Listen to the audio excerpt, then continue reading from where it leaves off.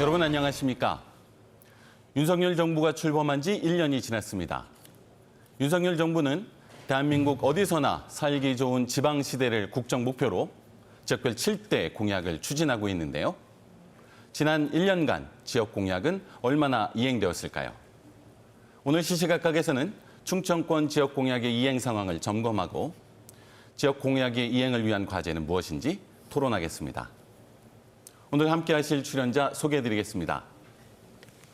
성은정 세종 참여자치시민연대 사무처장입니다. 네, 반갑습니다. 이상선 충남시민재단 이사장입니다. 반갑습니다. 최우택 배재덕 교수 자리하셨습니다. 네, 안녕하세요. 권호철 중구대 교수 함께하겠습니다. 네, 안녕하세요.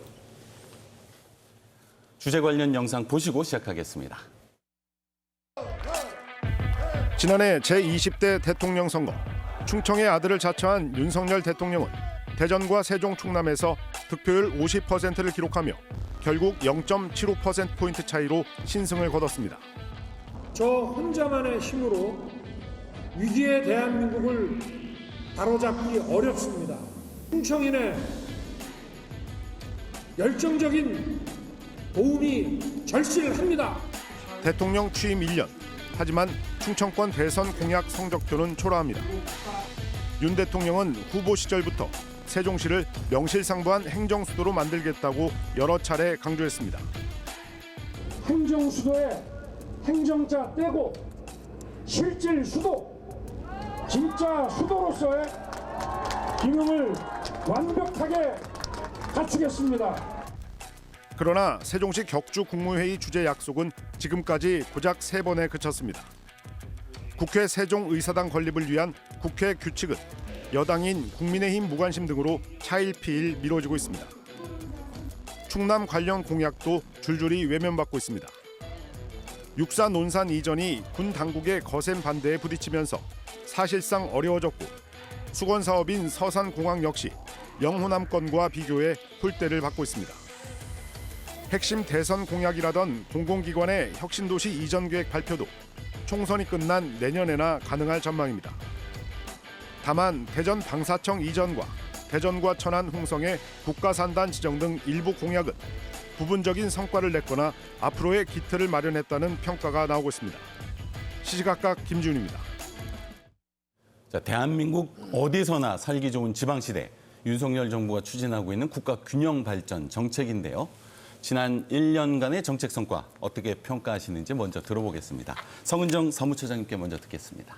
네, 우선 이제 지방시대를 구현하겠다라고 하는 윤석열 정부의 그 정책 목표가 있었는데요. 지난 1년을 되돌아보면은 지방시대가 얼마나 살기 좋았던가를 보여주기보다는 수도권으로 집중되는 것이 얼마나 살기 좋지 않은가라고 하는 거를 증명해낸 그런 1년이었다고 보여집니다.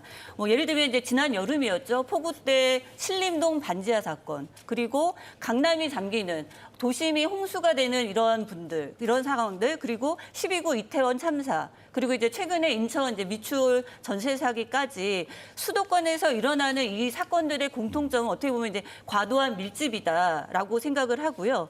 정부가 세운 지방시대 구현이라고 하는 목표, 이거를 도대체 왜 세운 건지에 대한 어떤 근본적인 목표 설정의 근거들을 다시 한번 확인하는 것부터가 시작이 되어야 된다고 생각을 합니다. 그래서 우는 아이에게 떡 하나 더 주기식의 어떤 그런 그 선심성으로 지방을 좀 잘 살게 하겠다라고 하는 그런 공약들이 아니고, 지난 1년 동안에 이렇게 도드라졌던 수도권 집중으로 인한 이런 여러 가지 폐해들, 그리고 과도한 밀집으로 인한 어떤 그런 불균형, 이런 현상들을 직시하고 반성적으로 평가하는 데 토대가 되어야 되겠다라고 하는 생각을 하고요. 이렇게 수도권은 과도하게 집중이 되면서 폐해가 나타나고 지방은 오히려 소멸의 위기를 겪고 있는 이런 양극의 이런 절박한 상황들에서 단순하게 지방을 잘 살게 하겠다라고 하는 살기 좋은 도시에 대한 정책이 아니라 양극 간에 있는 이러한 양극화되어 있는 절대절명의 이러한 문제점, 이거를 해결하기 위한 그러한 것들에서부터 평가가 시작이 되고 직시한 이후에 지방시대와 관계되어 있는 정책들을 하나하나 차근차근히 해나가야 되지 않나, 이런 생각을 좀 해봅니다. 네. 자, 수도권 과밀화로 인한 문제는 심각해지고 있는데 지역 공약은 본질적으로 적극적으로 추진되고 있지 않을 뿐만 아니라 재평가될 필요도 있다라고 하는 아주 중요한 문제 제기를 해주셨습니다. 이어서 최우택 교수님께 듣겠습니다. 네. 일단 이제 그 윤석열 정부가 출범하면서 지방시대 구현을 위해서 사실은 이제 110개의 어떤 그 국정과제에 지방과제 10개를 더해서 120개의 국정과제를 작년 7월 달에 이것을 확정을 지었습니다. 그래서 그 어느 때보다도 빠른 속도로다가 사실은 이제 그 지방 의제들을 과제를 확정짓는 그런 성과를 가져오기는 했는데요. 그러나 이제 지금 뭐 잘 아시지만 이제 국회 상황이 녹록지가 않은 거고요. 뭐 대부분의 이제 그런 그 공약이나 또 아니면 정책들이 국회에서 이제 법률로 정해야 되는 부분들이 많이 있는데 이런 것들이 지금 통과가 되고 있지 않다 보니까 실질적으로 지방에서 그런 여러 가지 공약이나 과제나 이런 것들이 실적을 내기에는 아직까지는 시기적으로 좀 부족한 측면이 좀 있는 것 같다 하는 생각을 좀 해보고요. 뭐 여러분 잘 아시지만은 또 이상민 행정안전부 장관이 지금 탄핵 소추를 당해서 또 지금 탄핵 심판을 받고 있는 그런 상황이잖아요. 그러니까 지방 시대를 총괄하는 주무장관이 지금 자리가 이제 공석인 상태란 말이죠. 이제 그러다 보니까 아마 각 지역에서 가지고 있는 그런 정책이나 과제들이 아마 지금 실적을 내기에는 뭐 상당히 좀 부족한 측면이 있을 것 같고 아마 그 이제 이 탄핵 심판이 끝나고 난 다음에 그분이 뭐 복귀를 하시든 아니면 새로운 또 장관이 오시든 간에 뭐 그때는 지금보다는 아무래도 좀 속도를 내지 않을까 하는 생각을 좀 해보고요. 더 중요한 것은 사실은 지금 이제 국회가 이렇게 되다 보니까 국회는 지금 국민이 없지 않습니까? 정치가 없지 않습니까? 그러다 보니까 이제 정쟁만 있는 거고 뭐 싸움만 있다 보니까 민생에 대해서는 전혀 관심이 없잖아요. 그래서 국회부터 좀 정신을 차려서 정말 지방 시대를 정확하게 열 수 있도록 서로 협력하는 그런 관계들이 좀 필요하지 않을까 그런 생각을 좀 하고 있습니다. 네. 지역 발전을 위한 정책은 만들어졌지만 정치 문제로 인해서 추진되지 못하고 있다라는 말씀을 해주셨습니다. 이어서 권호철 교수님 의견 듣겠습니다. 네, 우선 윤 정부 출범 1년에 그 지방시대를 구현하겠다는 이야기를 하시는 것 같은데요. 저는 지방시대가 아니라 용산시대를 열었다 이렇게 좀 말씀을 좀 드리고 싶습니다. 제가 왜 이렇게 처음부터 좀 혹독하게 평가를 드리냐면요. 지금 기존 정부에서 이 지역균형 발전을 위한 그 자치분권위원회라든지 그리고 또 국가균형발전위원회에서 지방자치 실현을 위한 여러 가지의 로드맵을 잡고 있었습니다. 그리고 여러 가지 성과도 좀 있었고요. 근데 이 부분에 대해서 지금 지방시대위원회라는 이 정부에서 새롭게 시작한 위원회를 설치를 하면서 지금 그 자치분권위와 그 국가균형발전위의 모든 것이 지금 유명무실화됐습니다. 물론 그 부분에 대해서 지금 아까 최우택 교수님께서도 말씀하셨지만 지금 여당에서는 야당을 좀 탓할 수 있습니다. 뭐 지금 법사위에 계류 중에 있기 때문에요. 그 자치분권 관련된 특별법안이. 근데 저는 그거를 야당만 탓할 거라고 저는 보지는 않습니다. 왜냐하면 이 부분에 대해서 국회에서 풀고 나가려고 하면 그 대통령부터도 좀 야당과 좀 소통을 하려는 자세와 좀 그런 정치에 대한 실현이 뒷받침이 돼야 됩니다. 근데 지금 그러한 노력이 전혀 전무하다는 걸로 보여지고요. 그렇기 때문에 지금 수도권 과밀화 현상이 일어나면서 지금 김포 골드라인 지하철 보시면 알 겁니다. 지금 시민들이 거의 호흡곤란으로 쓰러지고 있습니다. 이런 분위기로 지방시대를 간다면 저는 곧 우리 지방도 호흡곤란 시대가 올 것이다. 이렇게 말씀드리겠습니다. 지방시대를 위한 정책에 대해서 훨씬 더 비판적인 의견을 주셨습니다. 이상선 이사장님 의견 듣겠습니다. 예, 윤 대통령이 그 취임 당시에 대한민국 어디서나 살기 좋은 지방시대를 슬로건으로 내세웠지 않습니까? 그래서 우리 보면 만국적인 수도권 초집중 자원 독점 이 구조 하에서 신음을 하고 소멸을 위해 내몰려 있는 우익의식을 아주 팽배했던 그 시기에 던진 이 화두가 일종의 일말의 어떤 그럴 수 있을까 과연 하는 기대감이 있었는데 정작 뚜껑을 열고 보니까 그렇지 않았다. 그래서 저는 지난 취임 이후 지난 1년 보면은 아까 말씀하셨는데 사실 정쟁만 있었지 정치는 없었다. 그 정치라고 해봐야 소음 정치, 잡음 정치 그런 수준의 치고받고 하는 그런 정쟁 중심으로 흐르고 대통령이 뭐 잠깐만 했습니다만 도어 스태핑이라는 그 좀 생소한 방식의 이 기자회견 간단한 기자회견을 하면서 오히려 이슈를 계속 잡음을 증대시키지 않았나. 그런 과정에서 보면은 지방시대 국정 목표는 다른 현안 과제들에 비해서 오히려 우선순위에서 밀렸다, 묻혔다, 아예 없었다 지방시대가. 오히려 수도권 지방시대는 열려 있는지 모르지만 첨단과학이니 반도체니 하면서 학과증원을 그리고 수도권에 뭐 3천억을 투자하느니 뭐하는 이런 장밋청사진만 내세워서 오히려 지방의 소외감, 소멸 위기의식은 더 커졌다 현실적으로. 그래서 오히려 더 살기 좋아진 수도권 지방시대다. 그래서 지방시대는 없었다. 저는 그렇게 단도직입적으로 좀 표현하고 싶습니다. 네 분 모두 긍정적인 평가가 없어야 되는데요. 네.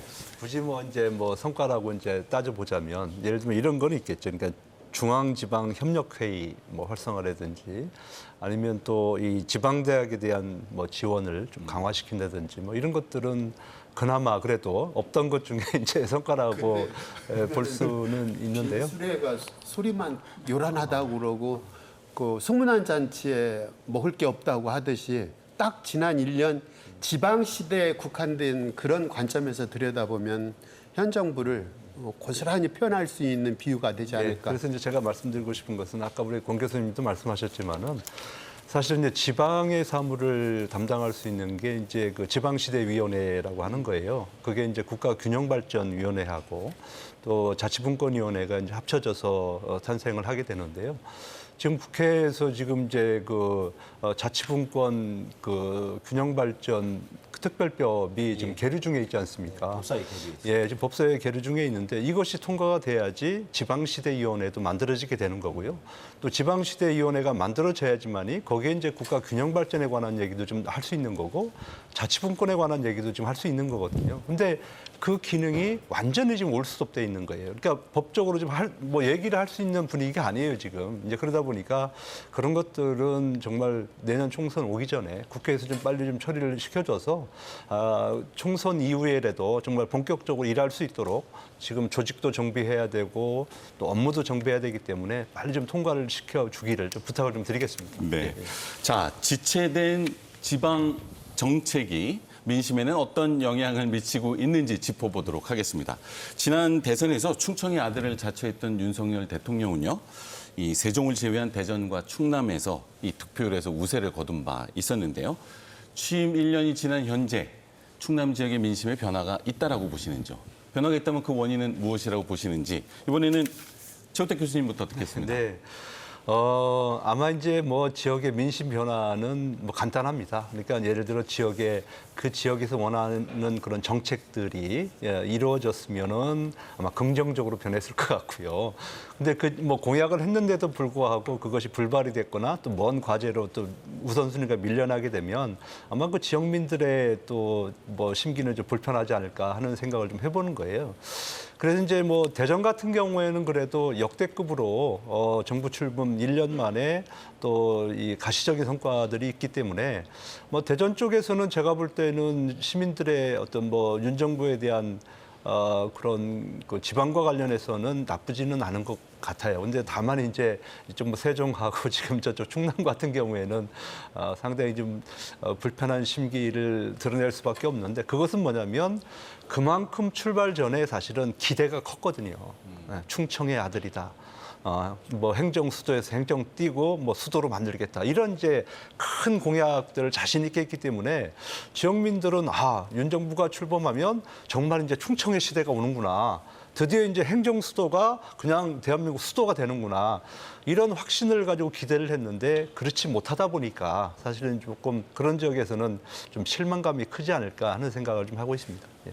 부분적인 실망감에도 불구하고 큰 변화는 없다라고 설명을 해주셨습니다. 그럼 바로 이어서 권호철 교수님, 민심의 변화에 대해서 듣겠습니다. 네, 지난번 선거에서 윤석열 후보가 이재명 후보에게 신승을 했지 않습니까? 그게 바로 그때 당시에 충청의 아들이라는 캐치플레이로 충청도에서 전국의 평균 이상의 득표율로 당선이 됐죠. 근데 결과적으로 이따 차차 뭐 지역별의 현황에 대해서 말씀을 공약을 하시겠지만 제가 보기로는 그 결과로 놓고 봤을 때는 충청의 아들이 아니라 남보다 못한 아들이 됐다. 저는 이렇게 봅니다. 예, 그렇기 때문에. 그래서 저는 이 부분에 대해서는 지적을 아니할 수 없고 이따가 제가 또 말씀드리도록 하겠습니다. 그렇죠. 네. 또 부정적인 평가를 해주셨는데요. 이상선 이사장님, 민심의 변화 어떻게 보고 계시는지요? 저는 그 지난 1년 지방시대 국정 목표와 연관된 가시적인 그래서 체감되는 사안이 과연 있는가? 없다고 생각해요.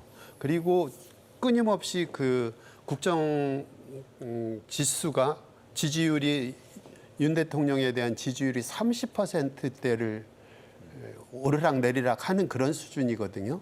그렇다고 보면은 그 자체만으로도 지난 시기에 민심의 변화가 득표율보다 훨씬 더 하향돼 있을 거다 하는 생각을 들고 참고로 그 경실련이라는 단체에서 발표한 윤 정부 1년 대학교수 평가 100점 만점에 21점이 나왔더라고요. 이런데도 불구하고 그 뭐 예컨대 지금 뭐 야당 대표하고도 만남조차도 없고 그 모든 것을 전 정부 탓하고 하는 것이 과연 지난 1년의 성과 어떤 평가를 받고자 하는 것인지에 대해서 심각한 위기의식, 의구심이 듭니다. 그래서 저는 낙제점을 부여하고 싶습니다. 지방 정책뿐만 아니라 정치 과정에 있어서 모든 것이 이 민심의 변화에 영향을 미쳤다라고 평가를 해주셨는데요. 성은정 사무처장님, 지난 대선에서 세종은 유일하게 네네. 윤석열 대통령에 대한 지지가 44%로 뭐 대전이나 충남과는 달리 뭐 당시에는 여당 후보보다 열세 있었습니다. 최근에 세종 지역의 민심 어떤 변화가 있다고 보시는지요? 뭐 쭉 말씀을 하셨는데 일말의 기대를 했지만 역시나 실망감이었다라고 하는 걸로 먼저 말씀드릴 수 있을 것 같고요. 다른 지자체에 비해서 세종시에서는 말씀하신 대로 윤석열 후보의 그 득표율이 적었었습니다. 세종시만을 좀 살펴보자면 세종시는 21대 이전에 그 총선에서도 보면 이제 정의당이 그 세종시 득표율이 정당 지지율이 제주 다음으로 2위였었거든요. 그러니까 세종시라고 하는 도시의 특성, 탄생하게 된 배경 이런 것들을 좀 고려해 봤을 때 세종시는 진보적인 성향을 가지고 있는 도시다라고 이렇게 얘기가 되기 때문에 더 이번 정부의 현 정부에 대한 어떤 그런 기대와 그다음에 역시나 할지도 모르겠다라고 하는 우려 이런 것들이 동시에 가지고 출범을 했던 상황이었고요. 근데 이제 세종 같은 경우를 국한에서 말씀드리면은 우선은 처음에 이제 인수위에서 받아들였던 대통령 제2집무실 관련된 로드맵 이 부분도 이제 바로 폐기를 해서 패싱을 했던 것들이 논란이 됐던 경우도 있고 그리고 마찬가지로 물론 집무실 관련된 거는 지금 용역이 이제 진행 결과가 나올 거고 하긴 하겠지만은 이것뿐만이 아니라 국무회의 주제 부분도 마찬가지로 뭐 격주 이야기도 냈지만 여태까지 3회 진행했던 부분, 그러니까 공간적인 부분도 그렇지만 실제로 대통령이 집무하려고 하는 어떤 그런 의지 이런 부분에서도 여실히 그런 것들이 지역민들의 어떤 그런 만족도나 이런 거에서는 좀 상반됐다라고 보여지는 거고요. 아까도 얘기가 나왔지만 이제 국회 세종의사당 같은 경우에서도 지금 자문단이라고 하는 또 다른 어떤 그런 걸림돌로 인해서 국회에 지금 이렇게 막혀져 있는 상황입니다. 이런 상황에서 세종시라고 하는 그 도시를 어떤 균형 발전의 국가대표로 만들겠다라고 하는 말은 초반에 무성했지만 실은 이 선수를 훈련도 시키지 않고 대회 출전도 시키지 않은 이런 상황으로 돼버렸다라고 하는 데에서 세종 시민들의 어떤 민심에는 크게 변화가 없었다. 역시나 였구나라고 하는 아마 이러한 마음일 거라고 생각이 듭니다. 아직까지 긍정적인 평가가 나오지 않고 있는데요. 세부적인 지역 공약의 쟁점을 짚어보면서 어떤 성과가 있는지 한번 살펴보도록 하겠습니다. 먼저 대전입니다. 방위사업청 이전이라든가 유성 국가첨단 산단 지정된 것은 이 성과로 평가받고 있는데 뭐 중원 신산업 벨트라든가 광역 교통망 구축 등은 아직 시작도 못하고 있습니다. 이 대전에 있어서의 지역 공약의 성과 어떻게 평가하시는지 권호철 교수님과 최우택 교수님 의견 들을 텐데요. 이번에는 권호철 교수님께 먼저 듣겠습니다. 예, 지금 말씀하셨던 대전에서는 국가산단 부분하고 이제 방위산업사업청 이전 문제는 조금 성과가 그래도 어느 정도 있는 것 같습니다. 근데 지금 뭐 여러 가지 그 나머지 부분에 대한 것도 지금 근데 많이 진행 안 된 부분도 꽤 있습니다. 지금 지금 고속도로 지화 문제라든지 뭐 여러 가지 문제가 좀 있는데요. 저는 그래서 나머지 부분은 만족할 만한 수준은 못 되고 있는데 저는 그럼 이 숙제를 어떻게 푸냐 이거에 대해서 좀 말씀을 드리면 이장우 대전시장이 열심히 뛰고 뭐 중앙 정치력을 발휘하는 것도 중요한데 저는 지금 현재 이번 정권에서 보면요. 지난 정부에 비해 충청권의 주요 인사들이 정부 요직에 가 있지를 못합니다. 저는 그게 사람의 문제도 굉장히 중요하다고 보거든요. 그렇기 때문에 어떻게 해서든지 지역의 인재들을 중앙 주요 요직에 좀 앉혀서 좀 어느 정도의 정치력을 발휘할 수 있도록 좀 만들어야 되는 게 있고요. 그리고 또 하나 지적을 안 할 수 없는 게 지금 대전의 전 지역의 국회의원은 더불어민주당입니다. 그렇기 때문에 이분들도 이 공약의 이행에 대한 책임을 면할 수는 없습니다. 그렇기 때문에 지역에 있는 국회의원들도 합심해서 이 부분에 대해서 잘 풀어나가야 될 거라고 저는 보고 있습니다. 네. 충청권의 정치력을 강화하는 것과 함께 협치가 필요하다라고 하는 지적해 주셨는데요. 최우택 교수님 어떻게 평가하십니까? 예, 저는 뭐 대전은 정말 역대급으로 뭐 큰 성과가 있었다 이렇게 말씀을 드리겠는데요. 사실 이제 대전에서 이렇게 실적을 내기가 그동안에 쉽지가 않았어요. 왜 그랬냐면 대전을 대표하는 이 광역시장의 어떤 뭐라 그럴까요? 그 역량이라고 할까요? 이런 것들이 대부분 보면 뭐 예전에 보면 구청장 하시다가 또 시장 하시고 그러니까 이 정치적인 큰 어떤 리더십이나 역량이 없는 분들이 자치단체장을 하다 보니까 결국 그 광역자치단체라고 하는 것은 거기에서 하고 있는 정책들, 사업들이라고 하는 것은 정말 이 국가로부터 지원을 받아서 할 수밖에 없는 큰 사업들이거든요. 그렇게 하려면은 최소한 국회의원 한 뭐 재선 정도 해서 뭐 언제나 국회 가서 누구든지 만나고 뭐 또 대통령께도 가능하다면 뭐 전화 드려서 상의할 수 있는 이런 분들이 사실은 이제 그 자치단체장이 되면은 이런 성과가 나타날 수 있다라고 하는 것이 이번에 이제 저는 이제 뭐 보여준 것이다 하는 생각을 좀 하고 있고요. 아까 이제 우리 권 교수님이 뭐 이렇게 이 방위사업청을 좀 간단하게 얘기해 주신 것 같은데 사실은 방위사업청 같은 경우에는 이거는 그냥 윤석열 대통령이 되자마자 바로 이건 시행한 거예요. 그러니까 이거는 뭐 예를 들어서 하겠다 하고서 안 할 수 있는 게 아니고요. 이미 발을 들여놨기 때문에 2025년이면 완전히 이전을 해버리는 거거든요. 그러니까 예를 들어서 중기부가 떠난 자리를 좀 깔끔하게 메울 수 있는 그런 성과이기도 하고요. 또 국가산단 같은 경우에도 그동안에 대전에서 이런 성과는 없었지 않습니까? 지금 대전에 산단이 지정된 게 얼마만인지 잘 기억도 안 나요. 근데 이게 지금 160만 평이라고 하는 거는요. 우리가 이제 골프 치러 간다고 골프장 가보잖아요. 골프장이 30만 평이에요.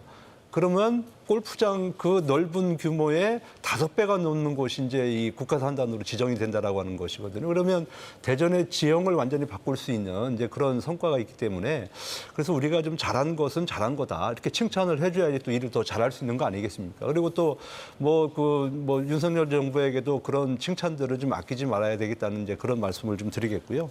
다만 이제 아까 얘기한 대로 무슨 그 고속도로 지하 사업이라든지 이런 뭐 여러 가지 사업들이 있는데 이런 것들은 이게 금방 해결될 수 있는 문제는 아닌 것 같아요. 예를 들어서 지금 뭐 예타를 받아야 되는 문제도 있는 것 같고요.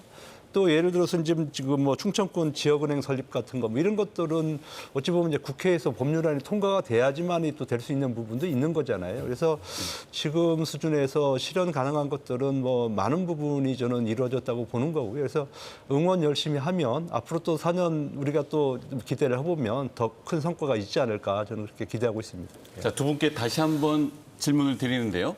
결국은 추진한 성과에 대해서는 성과로 평가해야 된다라는 코멘트에 대해서도 답변을 들으실 수 있을 것 같고요.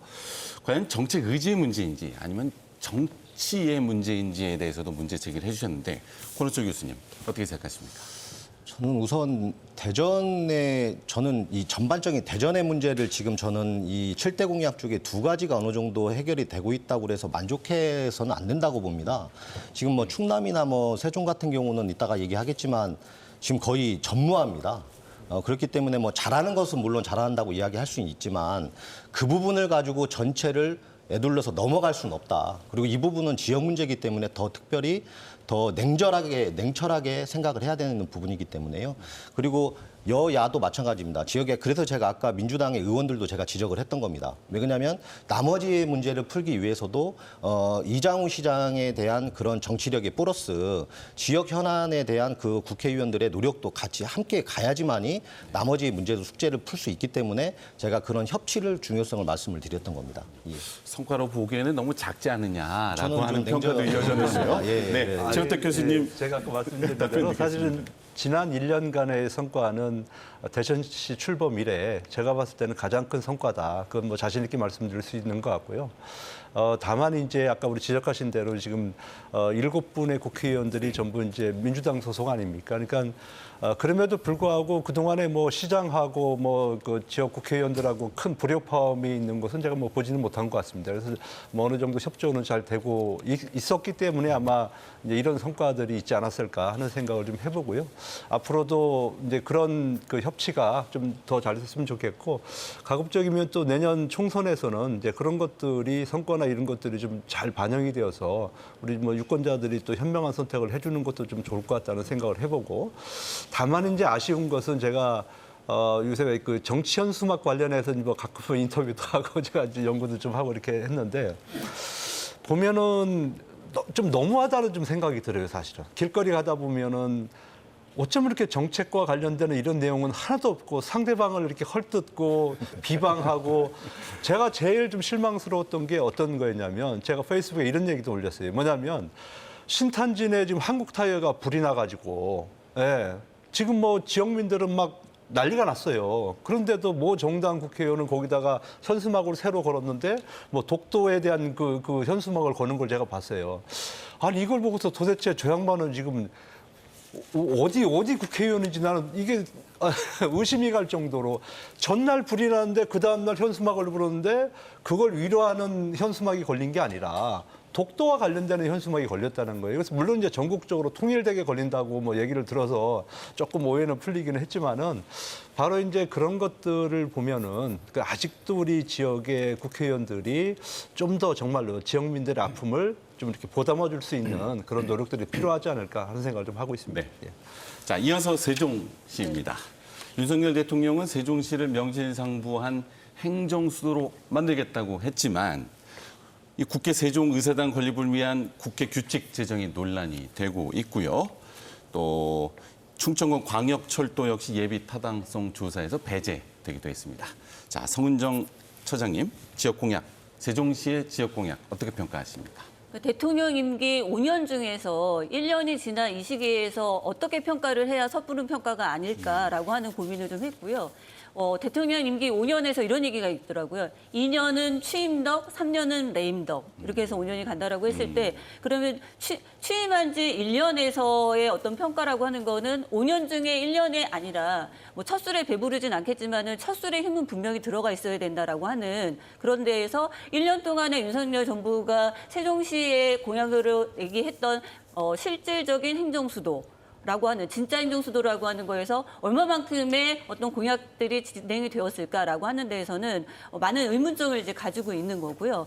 7개 지역마다 이제 공이 이제 지역 공약들을 내세웠는데 아까 이제 교수님도 말씀을 하셨지만 실은 지금 가치적으로 보이고 있는 거는 대통령 집무실 정도가 이제 용역을 맞춰서 규모나 이런 것들이 나오고 있다라고 하는 거고 뭐 말씀하신 대로 광역철도 같은 경우에서도 예타가 이제 다음 하반기로 이제 미뤄진 상황이고 국회 세종의사당 건립 같은 경우에서는 국회 규칙이라고 하는 거에 지금 제동이 걸려 있는 상황이고요. 그다음에 나머지 관련되어 있는 여러 가지 중입자 가속기라고 하는 그런 뭐 암치료 센터나 아니면은 청년 글로벌 뭐 빌리지 뭐 이런 등등의 것들도 지금 눈에 보이지 않은 그래서 그림만이라도 그려져 있나라고 하는 생각을 좀 하게 되고 있는데요. 물론 이제 중입자 관련된 거는 이제 뭐 그것도 이제 관련된 용역이 들어간다라고 이야기를 하고 있습니다만 이게 이제 어쨌든 5년 중에 1년이라고 하는 데서 어느 정도 시민들에게 좀 이게 공약이 좀 진행이 되고 있구나 지역에 관련된 것들이 이렇게 실현되고 있구나라고 하는 거를 완성된 작품이 아니라 청사진을 그려주고 단계별로 지금 이렇게까지 되고 있다라고 하는 것들 을 보여주는 이러한 것들이 지금 진행되고 있지 않다라고 하는 게 가장 큰 문제라고 보여지고요. 뭐 관련된 세종시 같은 경우는 사실 중앙의 정치와 굉장히 다른 지역도 마찬가지긴 하지만 중앙의 정치와 굉장히 밀접한 그러한 연관성이 있기 때문에 저희가 그 윤석열 정부에 대한 평가나 이것이 연결돼서 시의 최민호 시장이라고 하는 시 평가까지도 같이 진행이 되는 상황에서 하이점을 면치 못하고 있는 이유 중에 하나도 국가 정책이라고 하는 것이 제대로 지금 진행되고 있고 그런 것들이 시민들의 눈으로 봤을 때 진행되고 있는 상황을 잘 모르겠다라고 하는 이 부분에 있지 않나라고 생각이 좀 듭니다. 네. 자, 지역 정책의 실종, 취임덕이다라고 설명을 비유를 해주셨는데요. 역시 최원택 교수님께 세종시의 지역 정책 성과 평가 어떻게 보시는지 이어서 듣겠습니다.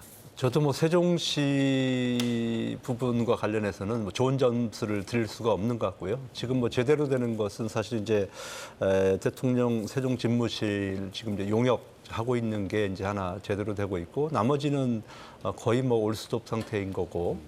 또 이제 자치단체장은 지금 이제 뭐 국제 정원 도시인가요? 거기에 좀 꽂히셔가지고 또 이런 문제와 관련해서는 크게 또 관심을 뭐 물론 본인은 갖겠지만은 그분이 무슨 뭐 과거에 또 뭐 국회의원 생활을 한 것도 아니고 또 그 공직사 생활을 하셨기 때문에 정치력이 그렇게 뛰어난 분은 아니시거든요. 이제 그러다 보니까 이것저것 또 국회의원들이 다 또 민주당 소속이지 않습니까? 그러니까 정말 모든 합이 지금 맞지가 않는 상황 속에서 성과를 낼 수가 없는데 그것이 지금 단적으로 나타나는 것이 어떻게 보면 세종시 의회라고 볼 수 있어요.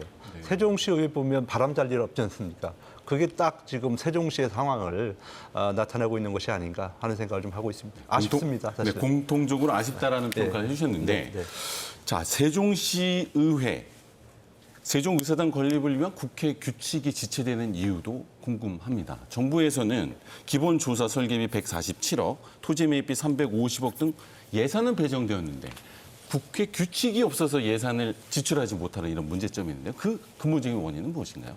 네, 국회 설치법과 관계되어 있는 게 통과될 때 거기 이제 부대 의견으로 꼭 국회 규칙에 담는다라고 하는 내용이 있었고요. 네. 그래서 이제 국회 규칙 안을 지금 제정하는 것을 김진표 국회의장이 이제 안으로 낸 상황입니다. 근데 이제 그 규칙 안에도 보면은 실은 자문과 관계되어 있는 내용들이 제도적으로 다 장치가 마련되어 있음에도 불구하고 운영위에서 다시 한번 자문단 구성을 하라라고 하는 이야기를 하고 있는 거고요. 이거는 저희 시민들이 받아들이기에는 지금 예산까지 다 받아들여져 있는 상황에서 삽을 뜨면 되는 게 아니야? 그 시간이 아니었어라고 하는 데에서 다시 모든 시계를 다시 거꾸로 되돌려서 처음부터 국회 세종의사당 관계되어 있는 이전 규모며 위치며 시기며 이런 것들을 다시 예산까지 다 다시 되돌아봐야 되지 않는가라고 하는 다시 원점으로 돌리는 듯한 이러한 자문단 구성이라고 하는 것들이 지금 발목을 잡고 있는 내용인데 실은 국회 규칙 안에도 자문과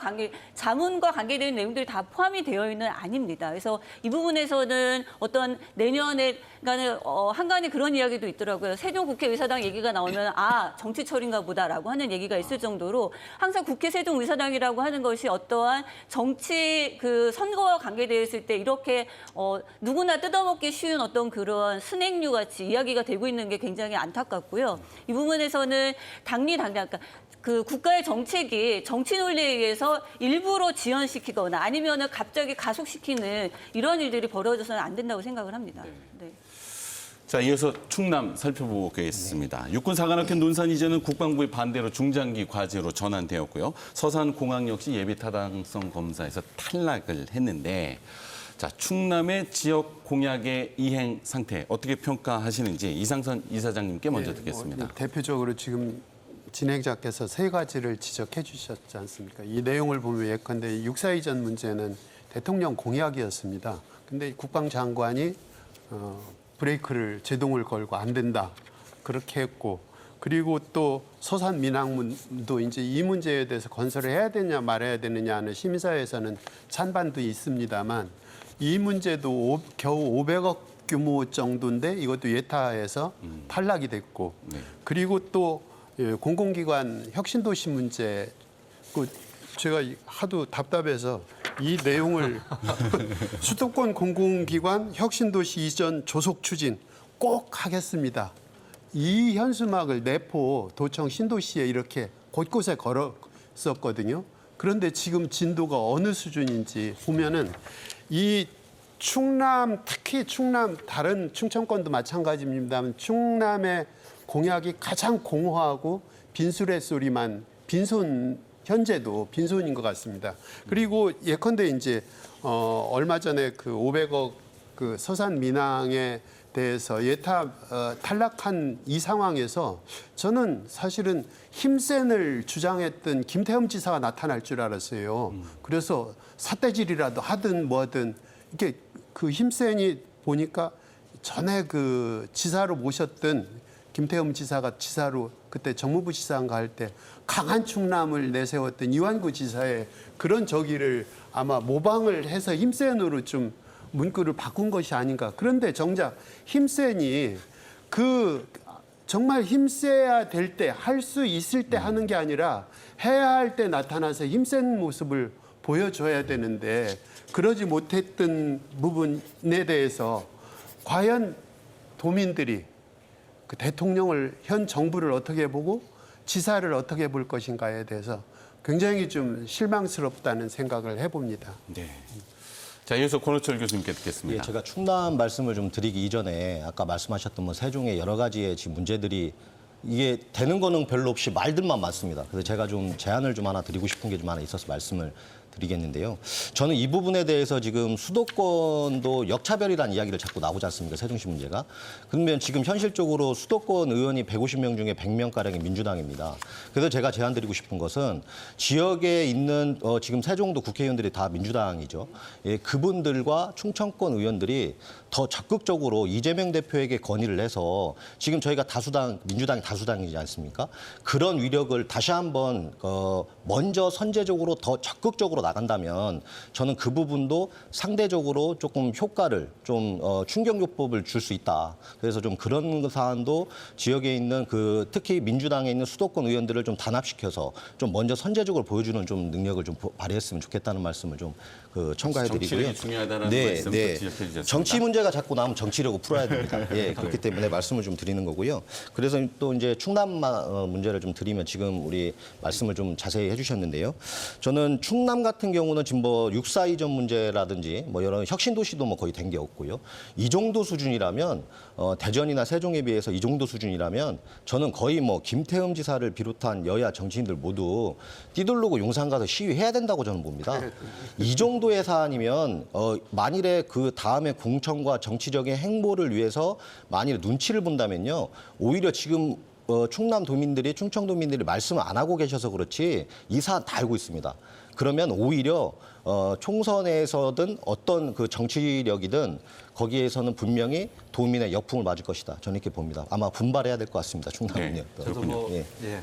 한마디 거기 그러시죠? 좀 보태고 싶은 게 뭐냐면 사실 김태흠 지사가 지사에 출마했을 때 그분이 뭐 내가 하고 싶다고 나온 사람 아니에요. 그때 이제 당대표였던 이준석 대표도 그때 권유를 했었고 현 대통령께서도 전화로 이제 권유를 한 그런 상태였잖아요. 그래서 정말로 기대를 많이 했어요. 그리고 또 캐치플레이 자체가 이제 힘센 충남이다 보니까 또 충청의 아들이 또 대통령을 하고 계시니까 이제는 이제 충청남도만큼은 저지가 원하는 사업은 다 되겠다 했는데 정작 그 경찰병원 아산 분원 있지 않습니까? 그거는 주기로 했는데 되자마자 공모로 돌린단 말이에요. 그것을 딱 보면서 이거 뭔가 좀 잘못 돌아가고 있는데 그러더니 지금 또 6.4 이전 문제도 지금 국방부에서 반대를 하니까 지금 발을 빼고 있는 상태란 말이에요. 그래서 지금 충남이 상당히 지금 정치적으로도 그렇고 여러 가지 곤욕스러운 상황이 있는데요. 저는 지금 충남이 그 정진석 지금 비상대책위원장도 계셨잖아요. 그죠? 비대위원장도 계셨고 하셨기 때문에 어찌 보면은 지난 1년 동안은 사실은 이 힘만 쓸 수 있었다면 본인들이 진정성만 있었다면 그동안 소외받았던 것을 한 번에 다 보상받을 수 있는 그런 절호의 기회였는데 불구하고 본인들의 어떤 정치적인 역량 또 정치적인 위신을 세운 것만 초점을 맞췄을 뿐이지 지역 발전을 위해서 그런 것을 안 하셨기 때문에 이런 참담한 결과가 나온 것이 아닌가 하는 생각을 좀 해보고요. 그래서 지역민들은 이런 부분들을 좀 분명하게 좀 직시를 할 필요가 있을 것 같고 이런 것들은 바로 이제 내년 총선에서도 뭐 그 결과를 좀 보여주는 것이 어떨까 뭐 그런 생각을 좀 하고 있습니다. 저 간단하게 한 말씀만 그러시죠? 드리겠습니다. 엊그제 어떤 뉴스를 검색하다 보니까 혹시 달빛 내륙 고속철도라고 아세요? 이 네, 광주시 광주하고 대구. 시장과 대구시장이 예. 남원 휴게소에서 지리산 휴게소에서 만나서 이 특별법 예타 면제 특별법을 추진하자 그 협약을 한 그 규모가 4조 5천억이에요. 물론 지리산권 완전히 자연 훼손하는 거는 차치하고라도 예산 규모에서도 지금 현재 대구와 광주를 오가는 고속도로도 굉장히 썰렁한 편이거든요. 거기에다 4조 5천억 특별법을 예타 면제를 받겠다는 특별법을 추진하겠다. 이거 분명히 될 거예요. 그게 영남과 호남의 현 실세, 국정 지표에서의 그 실세라고 본다고 그러면 과연 충청은 어느 수준인가? 어디 레벨에 포함되어 있는가? 이런 것들을 자조적으로만 바라보지 말고 정말 아까 말씀하셨듯이 내년 4월 10일 총선 22대라든가 해서 좀 지역민들이 뭔가 좀 자성하고 자발하고 필요하다면은 중요한 사안에서는 봉기 수준의 뭔가 좀 연대 체제 좀 파워를 인파워먼트를 좀 보여줬으면 좋겠다. 저는 이제 제 생각에 자연스럽게 예. 앞으로 4년 동안 지역 공약을 어떻게 이행할 수 있을지에 대한 문제에서 대해서 짚어주신 것 같습니다. 자, 앞서 말씀해 주신 쟁점을 제가 정리하자면 지역 공약이 실행되지 않는 이유는 첫 번째는 정책 의지의 문제도 있고요. 정치 갈등의 문제도 있고 마지막 세 번째는요. 이게 사실 여러 가지 가능성 측면에서 실행이 어려운 낮은 문제를 정책화했다라고 하는 쟁점도 포함할 수 있을 것 같습니다. 특히 예타 문제가 포함이 될 텐데요. 자, 지역 정책 어떻게 앞으로 4년 동안 구체적으로 실행할 수 있을지에 대한 의견 듣도록 하겠습니다. 이번에는 이상선 이사장님부터 듣겠습니다. 지역사회 정치권에서 어떤 역할을 해야 할까 고민을 저도 이제 오래전부터 해왔습니다. 지금 이제 서산민항을 놓고 찬반 입장이 대립되었으나 타 지역 수조 원대에 비하면은 정말 이렇게 조족지을 정도인데 그것 하나도 관철시키지 못하는 이 현주소를 봤을 때 과연 지사나 또 지역 정치인이나 여의도 뿔뿔이 나가 있는 이 중앙 정치인들 개별적으로 그게 가능하겠는가? 그래서 저희 오래전부터 같이 운동을 하는 시민사회에서는 뭔가 좀 우리가 그동안에 여러 차례 실험을 하고 뭔가 좀 함께도 해봤습니다만 민관정의 협치 구조, 가바넌스 체제 이것이 정말 충청권에서는 필요하다 하는데도 불구하고 어떤 이념이나 뭔가 좀 성향상 틀리다 싶으면 아예 외면해버리는 이런 현실을 봤을 때 과연 이런 지역의 중대 사안을 놓고 이것이 실현이 가능할 것인가 하는 그런 안쓰러움, 안타까움 이것이 아직도 작동을 하고 있습니다. 그래서 저는 민관정 가버넌스 체제를 좀 가동을 할 수 있는 뭔가 좀 계기, 분기점이 좀 만들어졌으면 좋겠다. 그거를 공식적으로 지금 이제 충남도지사가 됐든 충청권 나머지 4개 시도지사가 다 한 정파잖아요. 그래서 이 문제를 정파하고 상관없이 아까 말씀드렸듯이 달빛 같은 4조 5천억 예타 면제해달라고 하는 이렇게 떼쓰듯이 하는데 우리 충청권에서는 점잖게라도 좀 한번 민관정 협치 한 테이블에 앉아서 이런 뭔가 좀 극복해보자 하는 그런 통큰 정치를 주문해보고 싶습니다. 역시 협치가 중요하다라고 하는 지적해 주셨는데요. 자, 내년 4월 예정되어 있는 22대 국회의원 선거가 이런 민관정의 협치에 전환점이 될 수 있을지 최호택 교수님께 관련 연관해서 질문드리겠습니다. 네, 일단은 지금 이번에 이제 우리가 충청권 메가시티를 지금 추진하고 있잖아요. 그래서 저는 이번에 왜 예비 타당성 조사하는 데에 그것이 좀 일정 부분 반영이 될 줄 알았어요. 왜냐하면은 부울경이 이미 지금 금이 간 상태이기 때문에 유일하게 지금 힘을 받을 수 있는 게 사실은 충청권 메가시티거든요. 그러면 정부에서도 우리가 그냥 이렇게 상식적으로 생각했을 때 지금 남아 있는 거 잘 되고 있는데 얘네한테 힘 좀 실어주면은 전국적으로 이게 확산이 되겠네. 그래서 저는 속으로 내심 기대를 한 거예요. 그럼에도 불구하고 아까 서산공항도 그랬죠. 그다음에 또 우리 광역철도도 그랬죠. 여러 가지 사업들이 사실은 이제 지금 외면을 받고 있는 이제 그런 상황이다 보니까 이거는 당위성은 있고 아마 지역 정치인들도 관심을 좀 가졌을 것 같은데 그러나 아까 이상선 우리 이사장님 말씀하신 대로 집중력이 좀 떨어진 것 같아요. 거버넌스가 안 되다 보니까 그 힘의 폭발력을 못 받는 것 같아요. 근데 우리가 이제 이런 것들을 정치인들에게만 기대할 수는 없어요. 왜냐하면 여당 입장에서는 당연히 해야 되겠지만 야당 의원들 입장에서 보면 잘 되면 좋고 뭐 안 돼도 손해볼 게 없는 거잖아요. 왜냐하면 내년 총선하는데 지금 여당이 너무 잘 나가면 본인들은 오히려 손해를 볼 수 있다라고 생각을 할 거예요, 아마. 그러니까 지금 예타가 다 떨어지고 이렇게 해야지만 본인들은 또 이득을 볼 수 있다라고 생각을 하기 때문에 겉으로 표정 관리는 하겠지만은 내심 힘은 발휘하지는 않았을 것이다. 그런 뭐 합리적 추측을 하면서 저도 이제 우리 저 이사장님 말씀처럼 정말로 우리 정치권, 그다음에 시민사회 또 뭐 학계도 요즘에 너무 조용합니다, 사실은. 왜냐하면 지금 여야가 갈등하고 있을 때에 그래도 중심 가지고 그것을 잡고 나갈 수 있는 것은 학계거든요. 왜냐하면 학계는 대부분의 정파가 없으시잖아요, 되게. 근데 이제 지금 학계가 너무 조용하고 물론 이제 공부만 연구만 하시느냐고 그런 측면도 있지만은 사실은 꾸중물에 발을 담그기 싫은 측면도 있는 거예요. 그래서 그렇지만은 정치권에서 학계를 끌어들이지 못한다면 사실은 자치단체가 좀 지원하고 또 이렇게 협조해서라도 학계가 그 역할을 할 수 있도록 길을 한번 놔주는 것도 어떨까? 뭐 그런 생각을 해봅니다. 학계의 또 협치를 위한 기여에 대해서 말씀해 주셨습니다. 이어서 권호철 교수님께 듣겠습니다. 예, 저는 뭐 아까 거버넌스 말씀하시고 뭐 여러 가지 얘기해 주시는데요. 저는 결국은 사람의 문제와 좀 자꾸 정치력에 대한 문제를 좀 말씀을 드리는데요. 이 지역 현안을 해결하는 데에서는 사실 여야가 따로가 없지 않습니까? 없어야 되고요. 근데 지금 이 아까 달빛 고속도로나 뭐 여러 가지 아까 그 영호남의 이야기를 하셨는데요. 저는 이 부분에 대해서는 충청권이 이런 그 인구수에 비해 여러 가지 지역의 그 전국적인 거와 비교했을 때 정치력의 위상이 좀 부족한 것 같다. 그리고 우리들끼리도 이 지역의 정치권의 위상을 좀 제고하는 노력을 좀 해야 될 필요성이 저는 있다고 봅니다. 그런 것도 좀 노력을 해야 될 것 같고 또 사람 문제에서 가장 중요한 것은 지금 중앙 정부의 주요 요직에 지금 인사들이 전혀 없어요. 그러니까 지역에 있는 정치권의 인사들도 중요하지만 중앙 요직에 있는 정부의 인사들도 저희들이 좀 추천을 좀 어떻게 해서든지 해서라도 그분들과 같이 좀 협치하는 그리고 좀 협력하는 그런 체계도 좀 만들어야 된다라는 말씀 좀 드리겠습니다. 네.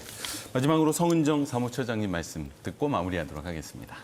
시민사회 쪽에서는 충청권 메가시티를 다르게 제안했었던 게 뭐냐면 실은 살고 있는 충청도에 있는 분들은 소멸이라고 하는 위기감이 굉장히 크거든요. 그래서 실제로 이제 초등학교 충남에 있는 초등학교 중에 10명 안팎에 안 되는 그 학교에서 한 아이가 이제 왕따를 당하는 이유가 부모가 한국인인 아이는 그 아이 하나밖에 없어서 왕따를 당한다라고 하는 이야기가 나올 정도로 실은 지방에 있는 소멸의 문제는 굉장히 심각하고 그래서 초반에는 제가 수도권의 집중의 폐해를 말씀드렸지만 이제는 저희가 살고 있는 이 지역으로 눈을 돌리면은 그렇다라고 하는 데에서 그런 데에서 저희는 절박한 마음에서 충청권이라고 하는 그게 이제 메가시티가 됐든 어떤 거였든 이게 각각의 그 지자체마다 각자 도생할 것이냐 아니면 서로 공생할 것이냐라고 하는 거를 저희 시민들이나 지역사회에서는 더 뼈저리게 느끼고 있는 부분이라고 생각이 듭니다. 그래서 뭐 그 인물들이 중앙에서 여러 가지 정치력을 발휘하는 건 중요하다고 생각이 들지만